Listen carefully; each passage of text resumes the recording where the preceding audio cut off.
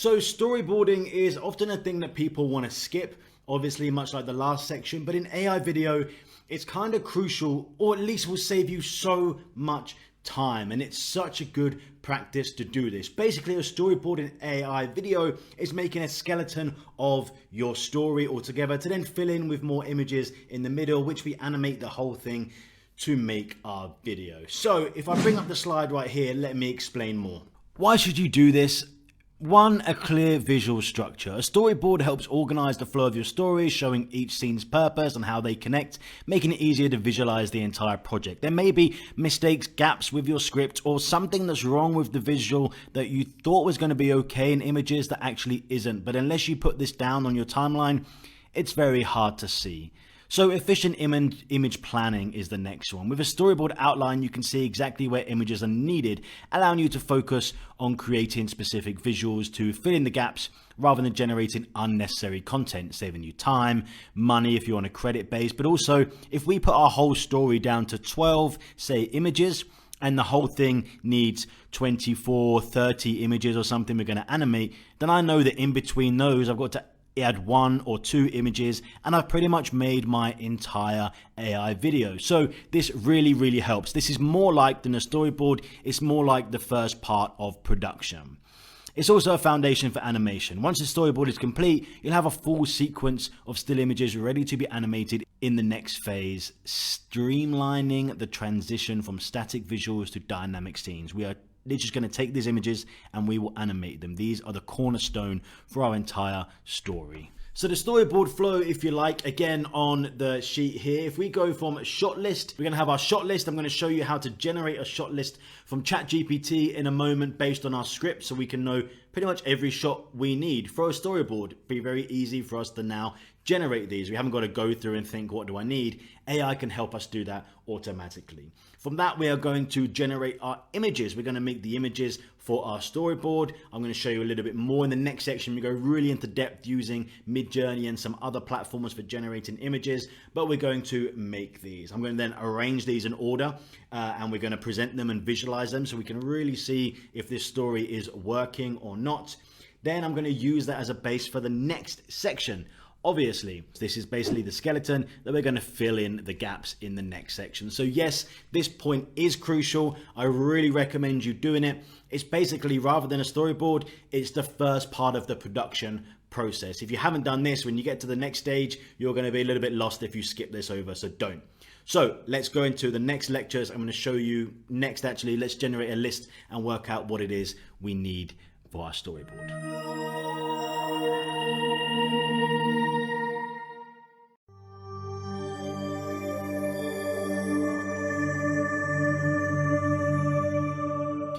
Now, the first stage in building our storyboard, which as you now probably realize isn't so much a storyboard as it is a framework and skeleton. The first stage of us actually producing our video here is to work out, well, what shots do I need? I have my script here just like you probably do. And I could read through this manually and go, okay, I need a shot of this and a shot of that and a shot like that. That would make sense. But this is an AI course and we're in the age of AI, so I can say to ChatGPT, hey, can you do that for me? So let's ask it. I'm wanting to generate a storyboard of 10 to 12 images to tell this story. Please, I'm so polite with AI still, please generate a list of the 10 to 12 images I would need and a prompt to use in Midjourney for each image. This is the script. I'm going to just paste that script in here. It would know it if I'd asked it to, because we've been in the conversation with ChatGPT, but perhaps you've been using another tool. So I'm just going to paste that into here and I'm going to wait. Okay. It says, here's a storyboard breakdown for 10 to 12 prompts to help convey the story and tone. Settings for, setting for Midjourney. So the opening shot, split screen. This is the split screen one. Pearl Harbor and Hiroshima at dawn. A peaceful American 1940s naval harbor on one side. A serene Japanese cityscape with traditional rooftops on the other. But under a soft morning light. So I'm not sure I'm going to have the split screen. Maybe I will. It might be quite nice. But I'm going to definitely use these prompts individually for that. Okay, so 1A. An American home interior, warm morning London, girl's name Amy, sits on a wooden table, crayons, yep, we know that one. Then I need another shot, a close-up of the hands drawing the crayons, telling the story, and we can see what it is they're drawing, and there's a navy hat resting on the table. Okay, and then I need the opposite in Japan. I need Amy doing the exact same thing, but in Japan, and then a close-up of her hands being mirrored here. Now, this thinks this whole movie is a mirror split screen, so it's done A, B, B like this. But I may not decide to do that, but it's great to have this. So then to Amy, a young girl, Pearl Harbor, glances out from her drawing with a soft, curious expression, more light cast and a warm glow. Her father's navy hat sitting slightly in the breeze. Young girl Amy gazing through the window. Her face is serene yet sensing something unusual. The morning light illuminating the quiet city rooftops. And then we've got Pearl Harbor interior. Amy stands slowly looking towards the window with concern. Her drawing lifts slightly. Naval hat lifts. Okay. Hiroshima. The room fills with intense white light. Amy stands. Her father's glasses slip from the windows. And then the final scenes transitioning from a single frame side by side. Okay, and then a serene day, the hues of orange gently illuminating the figures. The girl stand is solemnly newfound awareness embodying beneath the sky forever changed. So you can see there is missing here their two fathers kind of saying goodbye to them for the day. I might add that shot in here. You don't need it to tell the story. That's why it's not here. We can do it in the next section. But this is how we get each one of our shots. So I have a 1, 2, 3. Yeah, these are all individual. So I've got 11 shots here. I might do 13. I might take away one of these. So I'm going to have 10 or 12 shots. We're going to generate those inside Midjourney next. And then we're going to display them. We're going to have the skeleton framework for our story. This is exciting. So don't do this manually, but do be aware of your script. Of course, I'm aware, I know what the story is, so that I know if there's something missing in case there's a mistake or I can think of something better. Our mind as creatives are still better than AI, but this takes out a lot of the manual work for you, obviously, and that's what we're here for. So let's move on to Midjourney next, and let's create these shots to start creating our video.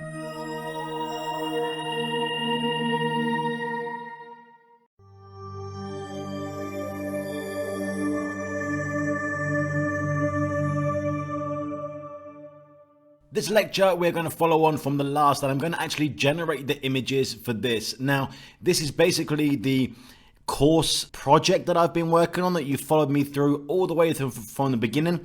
When I generated an idea, script, we outlined it and everything all the way through to my style guide in the last lecture. And now we have this, the storyboard. So I'm going to simultaneously, you're going to see me generate for my specific film for the course project and just generally how I do it. Now, it's almost a real-time lecture as I generate images. I will edit this together to be slightly shorter than real-time. You won't sit and wait for me to load each image. Obviously, I'll make it more watchable than that. But if you're not interested in me going through because you want to learn in the next section how we actually use here, how we use Midjourney for this, then you can just skip through to the end of this lecture and you'll see my results for this.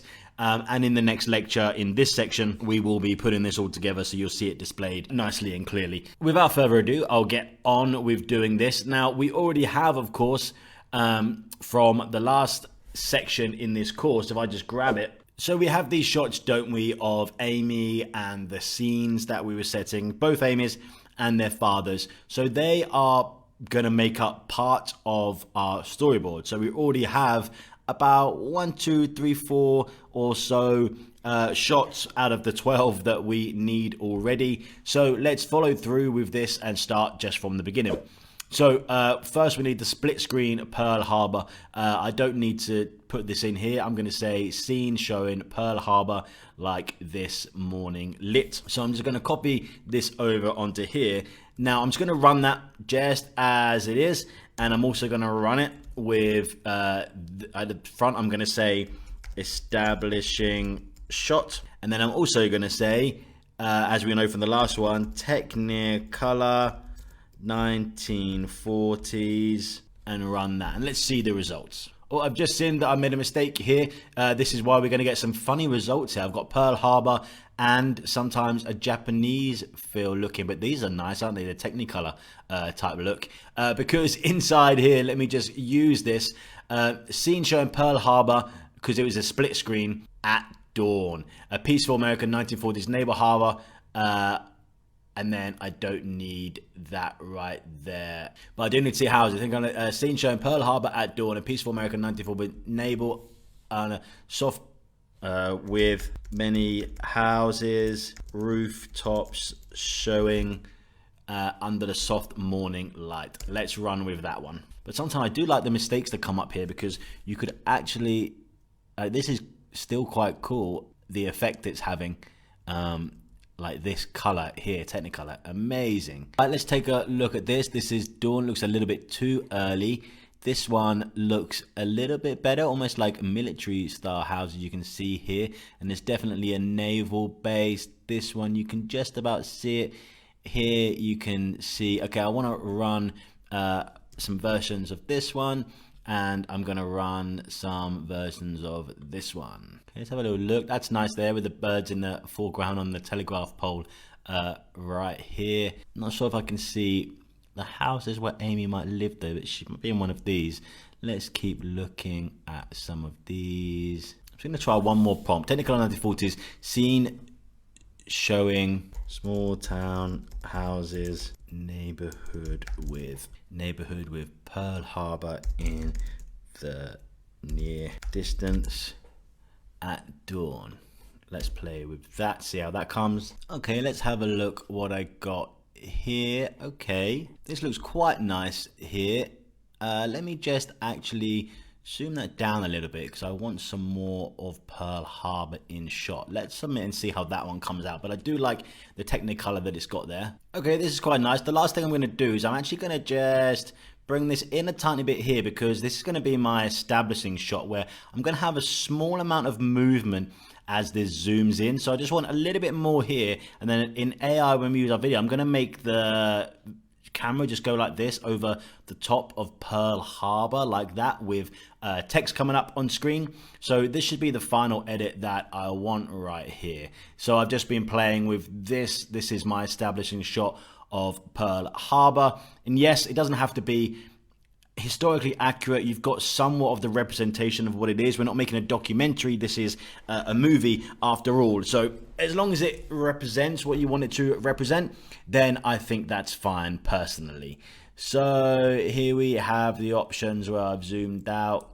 Yeah, that's fine. Let's upscale that so we have a final image, and let's start making our version for Amy where she lives. So I'm taking the same prompt and I want to have, so it's on the same image, Technicolor 1940s. Now I'll show you, I could be using, for example, I could be using in this image, if I really like this and I like the style, or I'll show you this one while that one's still loading, I could be using the style and say I make sure I want this in this style to start matching up. And that's something we can do and we can talk about more in the next, when I show you in the next section how to use Midjourney. But let's just run this. Oh, I should have run a couple of those. Let's run a couple more, R2.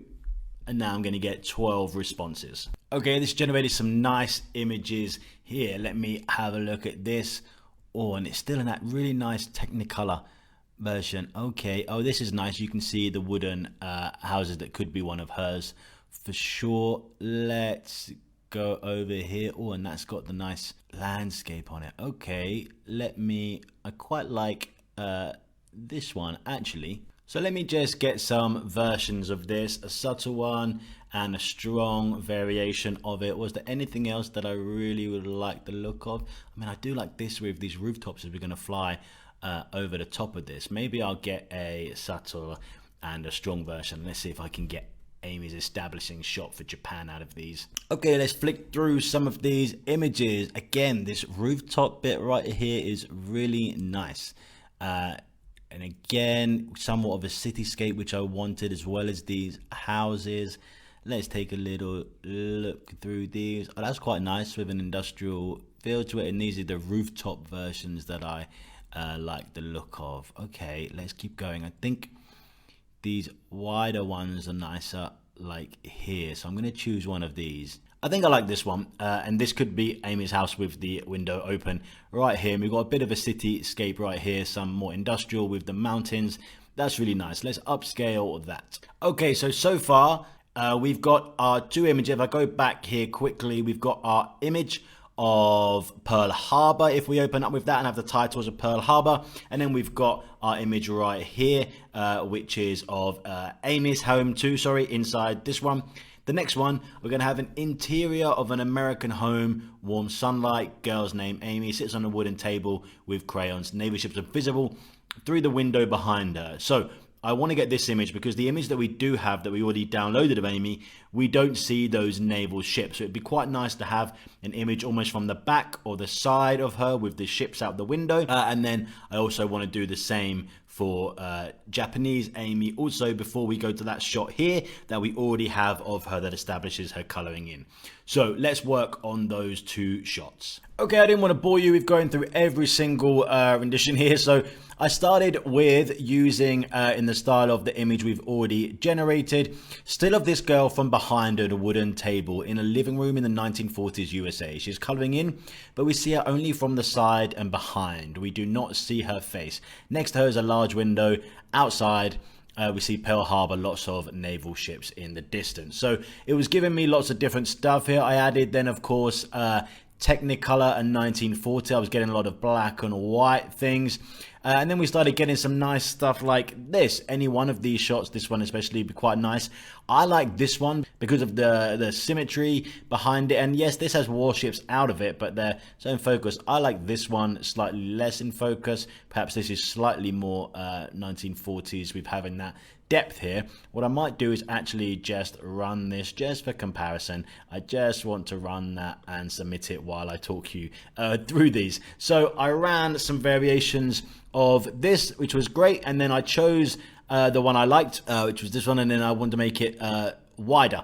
So this one is giving me a door there, that's giving me a chair, that's giving me cinematic with a bit of a chair. I quite like this. And here, so then I had to make her dress to match. If we go back to the other one, she's got a lighter colored dress, which might change, but I think a white dress for the connotation, especially in this, is nicer. So I changed her dress. I will probably go for one of these, maybe that simple one, maybe like one, it doesn't really matter, one of these. They're all pretty good, these. Yeah, really nice. So I just want to have a look at those ones we've just been generating here. This one's a bit dark and moody. That's also quite dark. This one, I think I like this. And which dress do I like? I want to match my other shot that I already have of her, which she has sleeves that are a little bit on the puffy side like that. So let's see more like this one, I think. Yeah, and I like this backing of the chair. Okay, let's up-res that one. And let's do the same thing. I'll go ahead and do the same thing now for Amy in Japan. Okay, I think I've got my image here of Amy in Japan. Let me show you my process rather than you stay here the whole time while I work through this. So I did the same exact prompt I did for the other Amy. Technicolor 1940s. Still of this girl from behind at a wooden table, 1940s traditional Japanese house. She's coloring in, but we see her only from the side or behind. We do not see her face. Next to her is a large open window. Outside the window, we see Japanese 1940s city and town. So at first, it was generating not much with the Technicolor feel, maybe a slightly there. And then we got into it a little bit here, but here's a bit more illustration look. And I was using either the person, Amy herself, the image style. I'll go over all of that next section. Here, getting a little bit more, but she's facing the camera. So I kept going along here and generating this until I went, let's just do one without any of the image prompts in style or anything else. And I got the image that I liked about using that. So I liked this layout here, seeing her from the side, but she's got the wrong hair and everything else. So I generated it and we changed the background slightly. I just doing a quick one to see if I could get something else.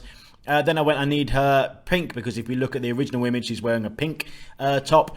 And then that took some time to get right until we eventually got it. And then I said, oh, she's got the wrong hairstyle. So I had to give some prompts like girls bob hairstyle after I changed it, because if you see her hairstyle is different, I got some very strange results, till eventually I have this one right here of Amy at the table coloring in. So we can work out both of these shots. If I put them all up right here, I've got these establishing shots, 1, 2. I have these side shots of the girls, 1, 2, and then I also am going to have the original images that we have, 1, 2. So we're really setting the scene right here. What I need after this one is them coloring in and maybe the father's navel hat, which is something I would then change with the image and put it into here.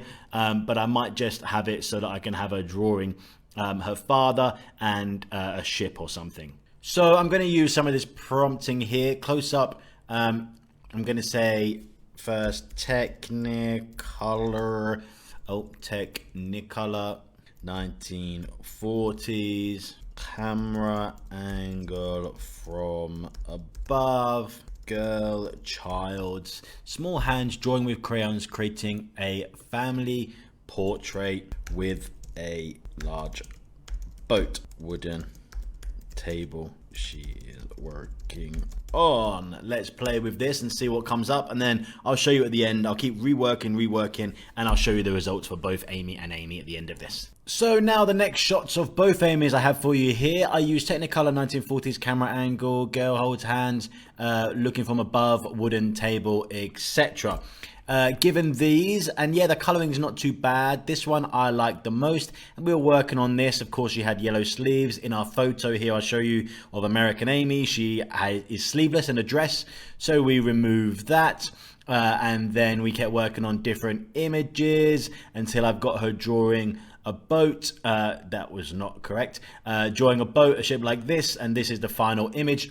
I may change this image, eventually have her and her father. Make sure with AI you count fingers, make sure everything's okay. And then the same with the image with Amy, except I used the word traditional Japanese in here to see if it gave a different feel. And this was my favorite one, including in the grade. So I kept working it and working it. Oh, I did a little bit more on the other one. And I liked this one and this one a little bit more, quite cinematic. So I kept working on that, seeing if I could change the image on here. It's something I will probably do in Photoshop, and I'll show you how to do that in the next section to add the image that I want in here. Here's the final one for Amy in America. I was getting some funky results, so this was the final one for that, and I'll probably flip this around and probably change the image when we come to the next one. Next section I can show you in Photoshop. And then here is Amy. I quite like this shot also, so I might just up-res this and keep them both, and I can decide in my next section. So we're getting ourselves a little story come together now. So now I need both their fathers who coming to greet them. We have that shot already. If I can show you on here, they come in and they leave for work, and then probably have Amy continue to color in, fade to black as if some time passes, and then Amy's back again. Her expression changes and the light and everything changes. Amy looking out the window. What I want to have, rather than generate this again, is have Amy looking out the window, both Amy's looking out the window, and then an explosion and maybe close up of their face looking dramatic.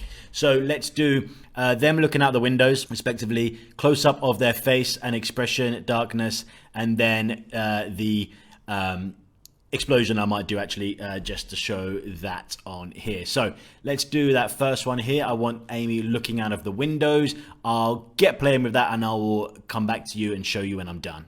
So I think I've got my two shots here that I wanted to create. Technicolor 1940. This girl is looking at a traditional Japanese window over the Japanese city. We see her from behind. So I got all of these shots. I started to like one like this, and I kept playing with it, getting more and more, but I like this big open window.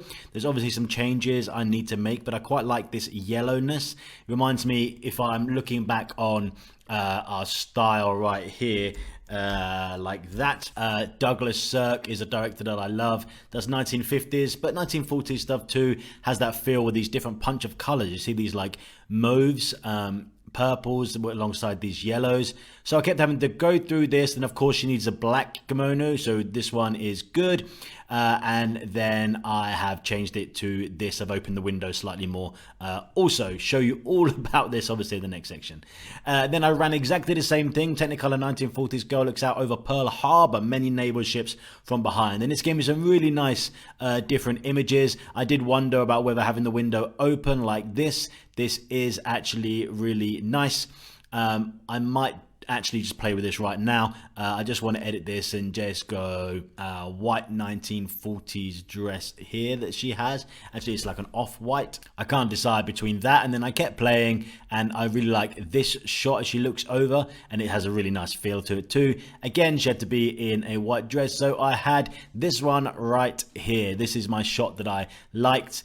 So I'm going to actually download that, store that one. Also, I've just been playing, you saw there, that's not the dress that I wanted, but I could keep playing with this. Although now I look at it, I like this shot a little bit better, I think. Yeah, so I have both my shots for that. Now, I want an extreme close-up of their faces, a bit of a shock look. Alright, I think I've done what I wanted to do for these. Let me show you. 1940s Technicolor close-up of this girl's face, and I'm using it as a reference. Horror, scared. She looks out of a window, and I eventually changed that to out of a distance because I'm getting this side shot. And what I want is an extreme close-up like this. So I reworked this image slightly, and in the meantime I got this image that I really love, which is a really nice looking image with the feel of it. I might use that for another shot somewhere else in the video, so I just downloaded that, I up-resed it and kept it, and this is what I was starting to get. Yes, imagine her looking out the window, sees the explosion, and this is her reaction that we cut back to. Nice. So I'm working with this and this, these two shots right here. Obviously I would change that to a pink kimono. Maybe I could do that right now while I'm on recording to you. Let's do that. Okay, done that. And then for the other girl, for the other Amy, I started getting these images I was playing with. It's very Dorothy Wizard of Oz-esque kind of feel to it, and another one here. So I went with this and this, that I really, really like both of these. They're really fantastic images showing lots of emotion. I just actually need to do the same thing where I just need to change her dress to off-white. Alright, great. They're just up-resing here. I have her in like off-white, although it's kind of purple with the color that we've got happening here. I res those two, and then the other image I wanted to keep this one, and then keep this one for later. So the only other thing I want to do to tell this story, and then we'll add in all the other bits, is actually I'm going to show you the explosion on the city of Hiroshima, and also the attack on Pearl Harbor. Some explosions there too. So it's almost like she goes to the window, you see the explosion, come back to this shot. Alrighty, so I started asking for 1940s Technicolor, wide view of the harbor, homes, Pearl Harbor, many naval ships, planes dropping bombs, as well as wide shot view distance, huge bomb drop, town, city, Japan. And I was playing with lots of different types until eventually I just had to say, rather than use Hiroshima at all, a Japanese town, rooftops, huge mushroom cloud bomb, and I started developing that, as well as inside the Pearl Harbor I had to do wide view from the ground of the harbor and homes, Pearl Harbor, many naval ships and planes dropping bombs, explosions, Japanese airplanes, until eventually I've settled on and working back and forward and back and forward. This is the view from her window. You can imagine the explosion going off, the whole scene filling with orange, and then like filling her face with that color also. Download that. And then I was working Pearl Harbor and I couldn't decide on two, so I've got this one right here as well as this one right here. We're still keeping that 1940s Technicolor feel, and I'll decide which one when we get to the next stage. So now I've got all of my shots on here. I can just put them on screen one at a time. I've got both the establishing shots of the USA and Japan. I've got the establishing shots of Amy from behind, USA and Japan. I've got the front shots of Amy, USA, Japan, shots of Amy and her dad, USA, Japan, and then we've got Amy looking out the window, USA, Japan, these shots of Pearl Harbor and of Japan explosion, and then the faces of Amy, USA and Japan. But let's put these out into a nice display. Let's move on to the next section and let's start seeing if our story starts making sense or if we're missing anything.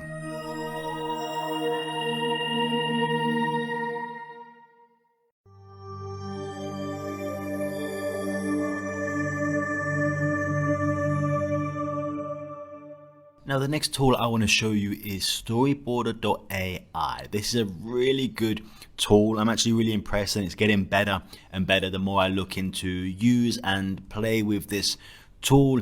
It's where you can automatically, by uploading your script or even just a couple of sentences that you have, generate a storyboard for your story in all different styles. You can then either change those images, you can upload your own images to reference them, you can edit inside and even turn those into videos and then export the video onto your editing software. So you can actually do everything inside here if you wanted to. Slightly less control than if you were making your images with Midjourney and doing it this way. So I don't use this directly, I make it myself, but I would definitely, if I was coming into this without a lot of design experience especially, or wanted to save time, this is an amazing tool. And yes, there is a cost for it. I can show you those after. I'm on a free trial version right now. Actually, let me just show you that. So I'm on the free trial to show you what you'll have and what it will look like. For $49 a month, you can get up to 5 projects, and then you can do $100 or $300. So it can be pricier depending on how many you're going to do. 5 projects, that's $10 a project to be using this. It depends if, well, let me show you the tool and then you can decide. So let me just start a new project exactly like you do. Now I have a script already, don't I? But I don't have it in a PDF, and also it's not in the exact same format. Let's just do by concept and I can paste it in. So let's get the title from this. This was Amy Under the Changing Sky. That will probably change anyway. Let's do this. The genre of this, I would probably put it down to drama, probably most of it, and then let's go next. So, or start typing your idea. So let's do this. Opening shot, split screen. So this is with all the split screen still. I might as well show you this example because we've already generated this together. You know what this looks like. Here's the ending, and there. Let's copy that and let's go into Storyboarder. Let's paste that in. Let's go next. Now choose your storyboard art style. Now this doesn't matter too much because you can change that after, and I could easily change it from one to the other, regenerate the story you'll see me do, or change it. But you've got photorealistic right here. Let's just go with sketch at first with some, I like this one. This is how you would have it if you were creating it. And let's add to project. Okay, I just said start project. Your script is cooking in the background. Let it finish, then take a peek. Sure, no problem. Let's take this. So it's what it's done is it's formatted it. Do you remember on site I was showing you here under, if I go to, remember under AI video script, and I showed you right here, there were BBC, British Broadcast Society, different ones, and I could show you actually if I upload this. And this is the format that it's in. You see with exterior, location, the format of a script. Well, that's what Storyboard is doing. You see interior, Amy's house, kitchen, morning. Now this isn't correct. It doesn't matter for this example because I'm going to show you how to use this, but I could go in and I could go into edit mode and I could then change any of this. For example, this is in her living room. So I can change that and I can read this through. Amy's warm lit, carefully colored, drawing her father. Make the most of the day, Amy. Amy's living room in the morning. Okay. So you'd go through this and make sure that was right, especially with these locations and anything else. But for the sake of this example, it doesn't matter too much. I'm going to show you how the software uses. You'd go in and change your script right here. So now that's done, it's going to generate a shot list. It's almost like the automatic version of what we were doing with ChatGPT when we asked it a couple of lectures ago to generate us a shot list for our storyboard. So it's just going to start generating this. Okay, continue. Your shot list is brewing in the background. Create character consistency. Storyboarder is a mind reader, sort of. It automatically spots your characters and underlines them in blue. You can see this Jake Gyllenhaal kind of a character right here. So it's underline them to make sure we have consistency through character, which is amazing. So if I go through the shot list, let's do a warm, softly lit room with the morning sun filtering through the windows. Amy's sitting at a wooden table, crayons out, navy shirts visible through. Close up Amy's hands drawing. Navy hat resting on the edge. Amy's father, navy uniform, standing next to her. All right, that's perfect. That looks good. And then I can see here's the shot size. That's a wide shot. Here's a medium shot. This way you can change this after it's generated. Don't worry. But I could go. That's a long shot. Here's a close up of Amy's hands. Navy hat resting. That's a close up. father in a naval uniform, a medium shot. If I wanted these to be any other kind of shot, I could click and just change that, of course. Like if I go back to this, it's a wide one. Let me just change that slightly to establishing shot. Great, let's take this, what we have here, and let's storyboard it. And you can see what this looked like, and we can see how to change this. Okay, so that's just generated part of this. Let me show you what this looks like. So you can see I'm coming here. It's got shot 1, shot 2, shot 3 with a little detail underneath it and any characters in blue. Here's the shots here, the naval hat, her and her father, and then it's just generating more and more. Obviously, this is just a free trial version right here. So what you can do right here is I could say, oh, that's not actually what I wanted it like. Let's retry that, and it will just retry the shot and it will regenerate another image. Here we are right there, and I can go back if I wanted to and see actually no, that is the shot that I wanted. Now Amy sat here with 2 people for somewhere, so let's just retry this and let's see what that happens. If not, I'm going to show you how the edit feature works. Okay, here's shot 1, here's shot 2. I actually like shot 1 better. Let's do editing. If I come over to the in paint, I can in paint things right here, or the eraser tool, which is what I want right there. So I'm just going to erase this second person for the sake of this shot. Not needed. Let's do that. Okay, erase. Let's in paint, in paint, in paint, in paint. Okay, so now I've edited this. So this is a close-up of what this is and all the details on here. I like this. I can add arrows on here, like saying going to the next shot here. Let's just close that for now. And now it doesn't matter too much about this because we're going to animate this or change the style in a moment. Naval ships in the background. Okay, a hands drawing, hat, and then I could also edit this if I wanted to, which was great. So I can also have, let's actually, while we're here, let's get variation and show you what this tool does. There. Now, what this is almost a bit like, we saw me using Midjourney, and it's almost like going, can you do me another one, but just a slight change. Retry will change the image almost completely, its layout, whereas variation will give you just a slight variation. We've gone from there to there.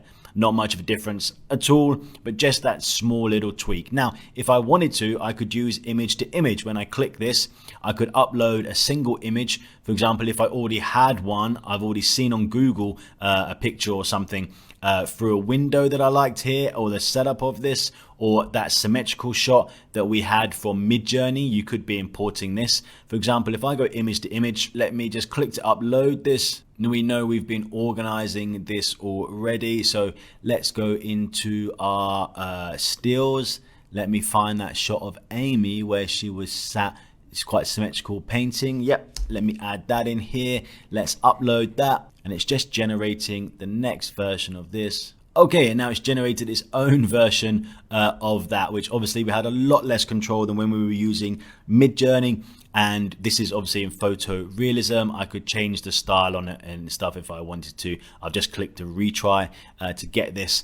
And you can keep playing and playing and playing. There, here we go. This is back to that sketch kind of style, but we've got her more symmetrical in shot, although she looks a bit older right there. So I might just keep playing with that and playing with that. Not a problem. Now we've got this and we've got our storyboard. For the sake of this example, there's those 6 shots here. Let's go to animatic, which is the next stage where we can start pretty much animating this. Okay, that's generated. Let me show you what this looked like. We can see the 2 different versions that it's done. I like this one. So it's generate video. Let me just go onto here. I can play what this looks like.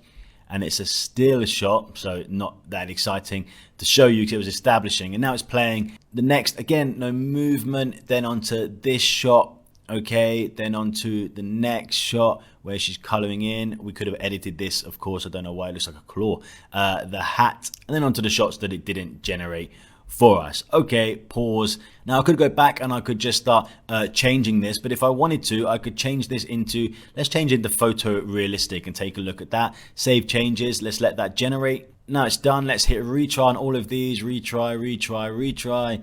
Yes, yes, and yes. Okay, it's generating those in realistic style. Is it doing this one? Yeah. Okay, what do I think of Storyboard AI? Incredible that it takes your script, then it formats it as a script, then it makes a shot list, which you've been doing manually anyway, and then it makes a rough storyboard. If you don't have any ideas of what your shots could or should look like, then absolutely you could use this. But we know with ChatGPT, it was describing what the shots look like and even made us a prompt to do this. So if you've got absolutely no idea, then use this, or just play with it for fun to get your initial idea. Some people want to use this. I don't personally. I do it the way I'm showing you in this course, but I want to give you every option. So if you want to use Storyboard AI, here it is, and that's just a rough overview. You can also, they got loads of tutorials, so you can go and watch more on there, but I thought I'd give you an overview if you want to try this. Now let me show you quickly about some file organization stuff. Now your project's getting proper, and then we will go into display this and we can see what my storyboard,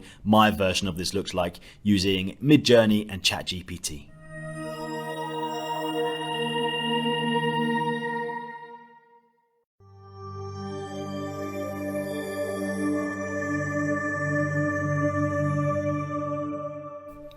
I just want to take this moment for a second whilst we are here to talk to you about file management, because it's going to start getting important now and not many people talk about it. When you're starting these projects with AI, you're going to have lots and lots of up-resing happen inside, say, Midjourney, and downloading of images, perhaps images that you don't need. So I'm just going to show you a quick hack that I use to store this and how organization is needed, how it's integral. Now, you've seen me use Google Drive. I'm just going to show you how I use it and how I organize my files here on my desktop or wherever you want to store it, on a drive or whatever. And you could do the same thing inside Google Drive or any other cloud storage if you wanted to. So the structure I typically use is, let's say this is our course project. Now, the main thing you're going to have inside here, of course, is I'm going to have different categories in here. So I'm going to start this off with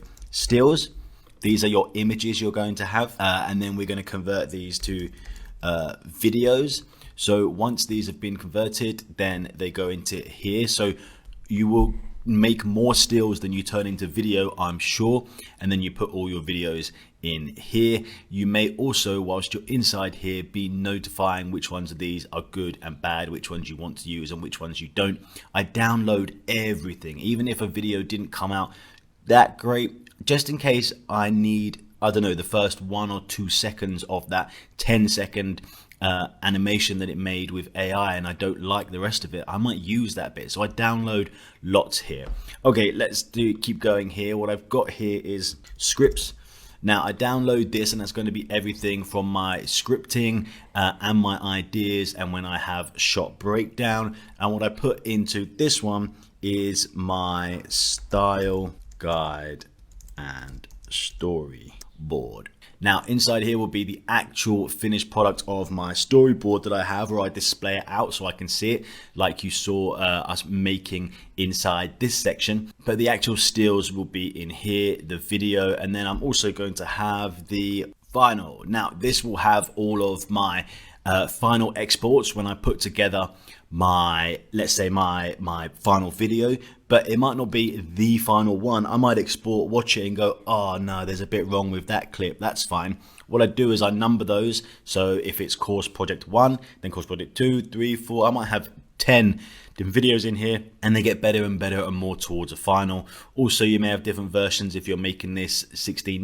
9:16, 1:1 for Facebook or perhaps Instagram, TikTok, or for YouTube. You may have different formats, so that's how I do that. So let me just put some stuff into here and you're going to see how I'm organizing this. Okay, so inside, say, the stills, for example, here's all the images that we've downloaded so far for our storyboard and when we were coming up with our ideas for our sets, etc. So it could be, for example, if I take this right here, let me bring that into size, it might be that actually this isn't right. I want this in here, maybe I'll use it, maybe I will, but I'm not going to convert that into video.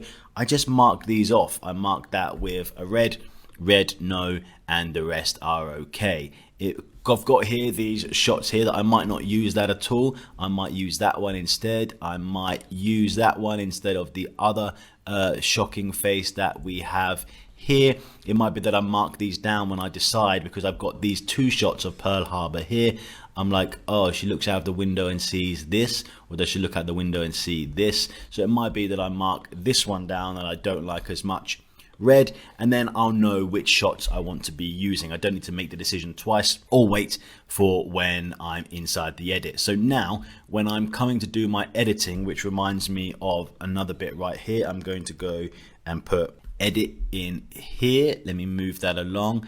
This is where I put my, for me, I'm editing with Adobe Premiere Pro, so I put them in here. So everything's going to be neatly organized. When I have, and you'll see me in a moment, put these down into my shots in the next section when we're doing it. When I have my edit, I save it into here. When I'm opened my edit in Final Cut and I've got my project in that I'm doing, then I make sure all my stills come from here that I've put in, or my videos are in here that I put into the project. I know where everything is, and it's super organized. I don't need to go into my downloads and find this. I don't need to go into Midjourney and get this back. It's all super neat, organized. You may have your own way of doing it.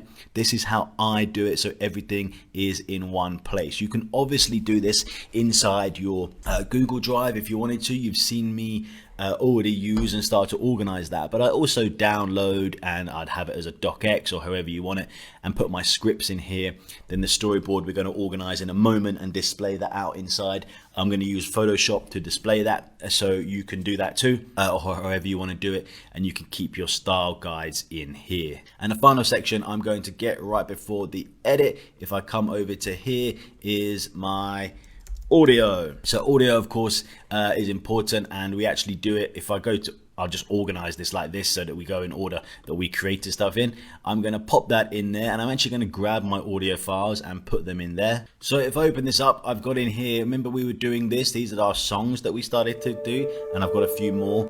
Yeah, a few more to get in there, and here's some of the voiceover we were doing. In the quiet hours of dawn, two young girls and I would organize this like this is my speech to speech. This is a good version. For example, if this was the best one out of all of them, I just mark that green. I'm going to go with that one, and I put my audio into here. Now, the only other part that you might want, and this completely depends on your product, on if you need graphics. Perhaps you need graphics if you're doing a project for a company or something.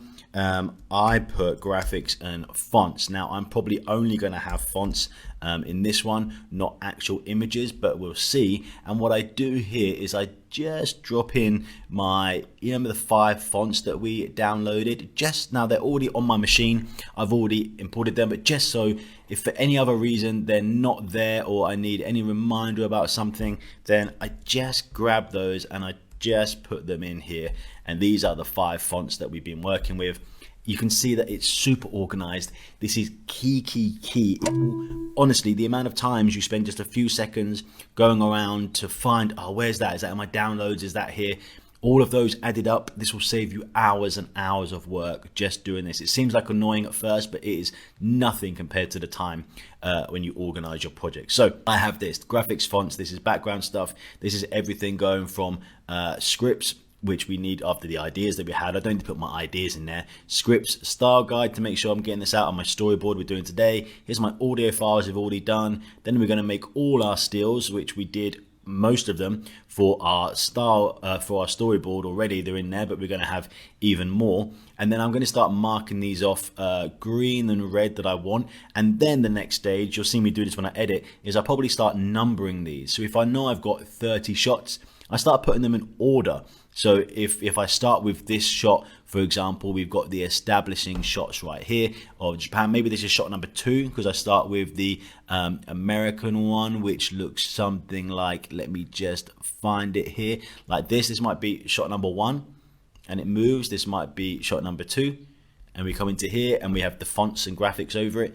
I'll start doing that next, but obviously, most importantly, I'll have them in video form, numbered, to go onto my timeline when I edit. And here's the edit project saved in there. Might have more than one, because I might have it in different sizes like we mentioned. And then when I export them, they're going to be exported in here. Super neat, organized file organization. Very, very important. Please, whichever system works for you, just have a system, okay, just to show you that for this lecture. All right, let's move on and put this together so you can see the storyboard in one place and we can see if it works or not.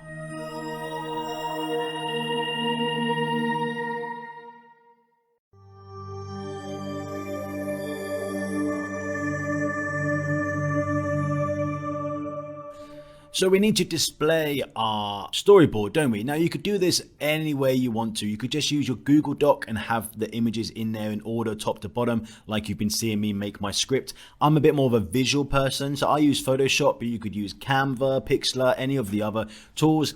And all I want to do is make a really long, wide image that I can scroll across. So I go for something like 9,000 wide by 1,800 high pixels, 600 resolution. Doesn't really matter, but if you want to follow along, that's how you do it. I create that, and then what I'm going to do now for this tutorial is I'm going to just speed up what it is that I'm doing, and I'm going to talk you through it, how I'm displaying this, and if things are important. You can see how I do it. There are so many different ways to do this, but this is the one that I like best, and I'm going to show you for this course. Video school, let your powers unfold.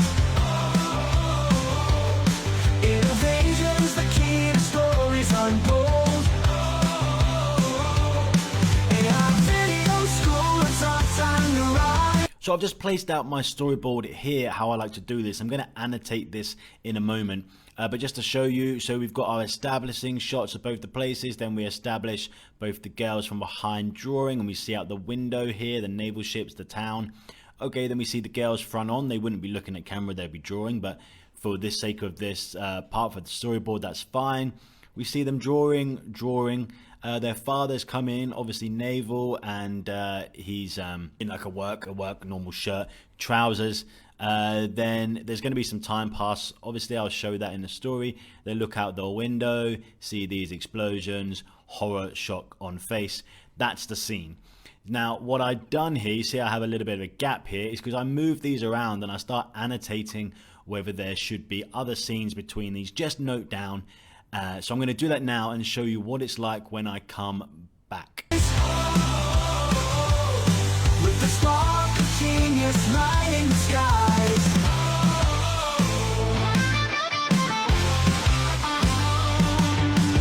So what I've done here is annotated my storyboard. This is what mine always look like, and then I've added in where there's missing shots. So I do things like here's fade in, the music starts. I put titles in our fonts we've been using, 1940s, show the location, the date, like this might say Pearl Harbor, and the date, and this one might say Hiroshima or nearby town or something.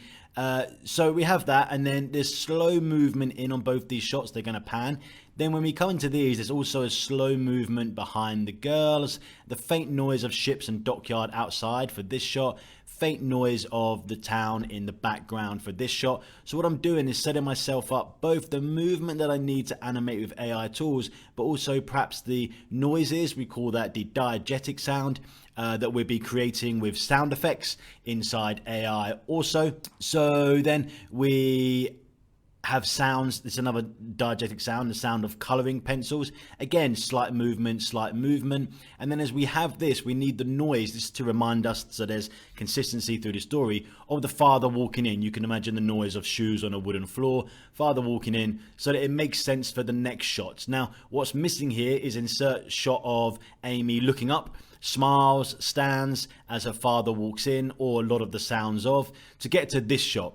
And this is where the father's dialogue to Amy would come in, and it's exactly the same here, the dialogue to Amy with subtitles in here. Then I need to insert the shots here. So Amy needs to then, after they've spoken, embraced, go back to the table to color, look out of the window, smile, see the outside scene for later. We're going to see the outside have explosions soon, so let's set that up and see it peaceful. Show that Amy is not alone. Also, I realize there's continuity here. Has the father just left the child alone in the house? So maybe sometime in the father's dialogue there needs to be your mother's home, be good for your mother or something. Fade and show the shot finishes so that time is passing, perhaps, and the noise can fade out and the song can change also. That's something I probably want to put right here. Let's put that as a note right there.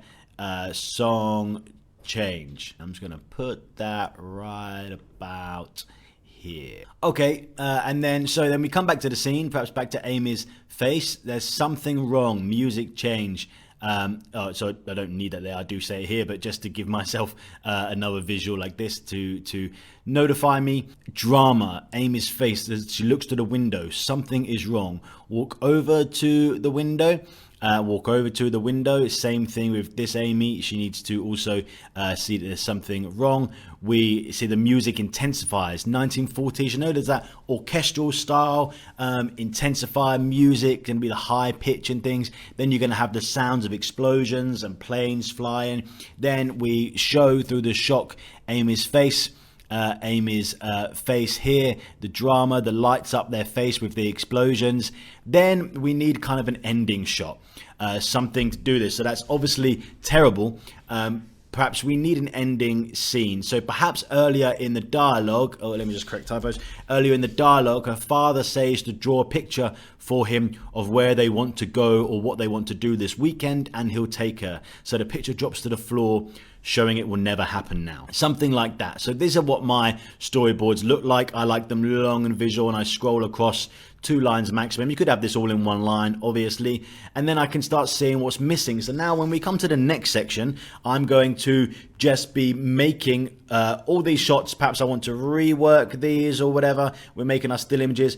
I know the exact shots I need to fill this in with. And also when we come to do sound effects at the end, I know what diegetic sounds I need for coloring in, footsteps and stuff like that. So this is what my storyboard looks like. You could display this however you want. You could do it in your Google Doc where you've been putting your script, so it's all in one document, and just write these notes out however it is you want to do it. You do it, or use Storyboard AI like I showed you in the last lectures. So this is mine. Now I'm in a very good place when I come to the next section when we're going to be generating. I'm going to teach you how to use AI image tools. I know exactly the few shots that I'm missing here, here and here to have a complete story that we can then go on to animate, and we'll animate these in the section after that. So let's get going. Now I've got a task for you.